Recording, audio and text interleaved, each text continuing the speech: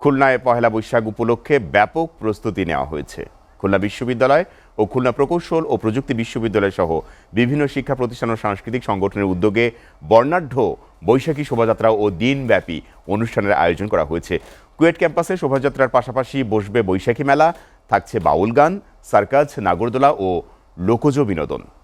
খুলনা বিশ্ববিদ্যালয়েও আলপনা, মুখোশ ও সাংস্কৃতিক পরিবেশনায় উৎসব বরণ করা হবে। দর্শক, এই বিষয়ে আরো খবর জানাতে খুলনা থেকে সরাসরি যুক্ত হচ্ছেন সহকর্মী রকিবুল ইসলাম মতি।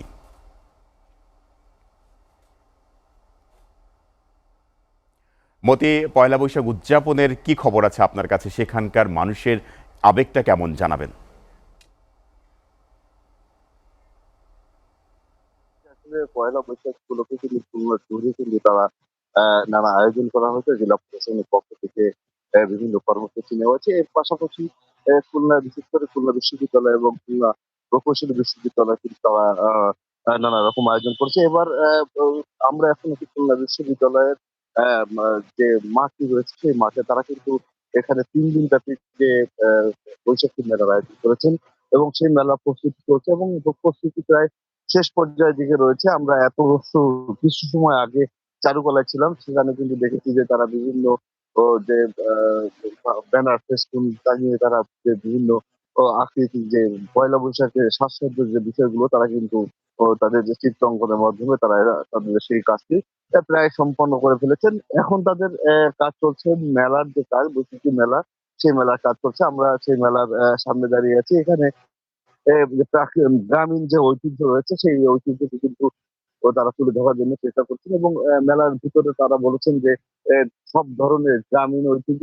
থাকবে এবং সেইটা নিয়েই কিন্তু তাদের এই পুরো আয়োজনটা আমরা শুনতে পেরেছি এবং কর্তৃপক্ষ কিন্তু আমাদেরকে জানিয়েছেন যে যে গ্রামীণ যে এই যে ঐতিহ্য সেটি কিন্তু তাদের এইবারের মেলায় প্রাধান্য পাবে বলে তারা কিন্তু আমাদেরকে জানিয়েছে। আরেকটি বিষয় জানিয়ে রাখি, আমরা কিন্তু খুলনা প্রকৌশলী ও প্রযুক্তি বিশ্ববিদ্যালয় কুয়েটে আমার সাথে কথা বলেছিলাম। আমরা সেখানে গিয়েছিলাম।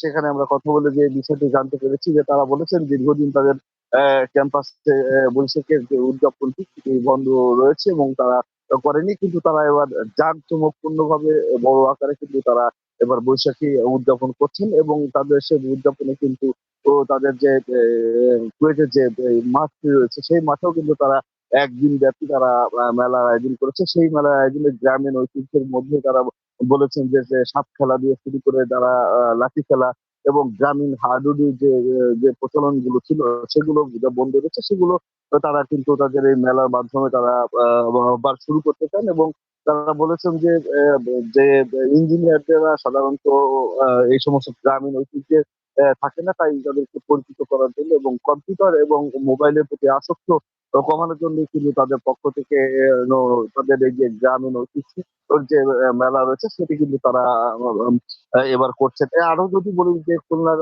অন্য সংগঠন রয়েছে যেগুলো, সেই সংগঠনগুলোর মধ্যে রয়েছে খুলনার উদীচী কিন্তু প্রতিদিন সকাল এই যে পয়লা বৈশাখ সকালে তারা কিন্তু তাদের যে আয়োজন করে থাকেন এবং তারা সকাল ভোরবেলায় সূর্যোদয় এবং সাথে সাথে কিন্তু তারা ফাঁকি দেওয়া যে পাশে তারা কিন্তু তাদের সাংস্কৃতিক অনুষ্ঠান করে থাকেন এবং বিভাগীয় কমিশনার পক্ষ থেকে কিন্তু আলাদা আয়োজন করা হয় এবং জেলা প্রশাসনের পক্ষ থেকে কিন্তু দিনব্যাপী তাদের যে আয়োজন সেটা কিন্তু সবসময় করতেছেন। এবারও কিন্তু তারা আয়োজন করেছেন এবং তারা বলেছেন যে তারা খুলনা জেলার বিভিন্ন যে সমস্ত উপজেলাগুলো রয়েছে সে সমস্ত উপজেলাগুলোতেও কিন্তু তারা এবার বৈশাখের যে আমেজ, যে বাংলা যে ঐতিহ্য যে সমস্ত রয়েছে সেগুলো মানুষের মধ্যে পরিচিত করে দেওয়ার জন্য তারা সর্বমহলে তারা কাজ করছে এবং যে তারা ডিসি থেকে তাদের যে সমস্ত উপজেলা রয়েছে এডিসি ইউনোদেরকে নির্দেশনা দেওয়া হয়েছে তারা যেন সম্পূর্ণভাবে এই পহেলা বৈশাখ পালন করে সে বিষয়ে কিন্তু তাদেরকে বলা হয়েছে।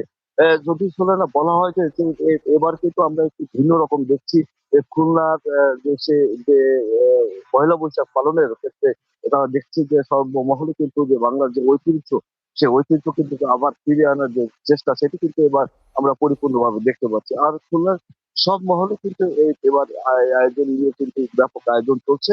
আর সেই আয়োজন কাল দেখার অপেক্ষায় কিন্তু খুলনা সহ সারা দেশব্যাপী হয়তো এই আয়োজন চলবে এবং আমরাও সেই আয়োজনের সর্বশেষ আপডেট কি আছে চললে না নিউজের মাধ্যমে আমরা জানাতে পারবো। খুলনা থেকে আমার কাছে সর্বশেষ পহেলা বৈশাখের সর্বশেষ প্রস্তুতির এই খবর ছিল। মতি, আপনাকে ধন্যবাদ।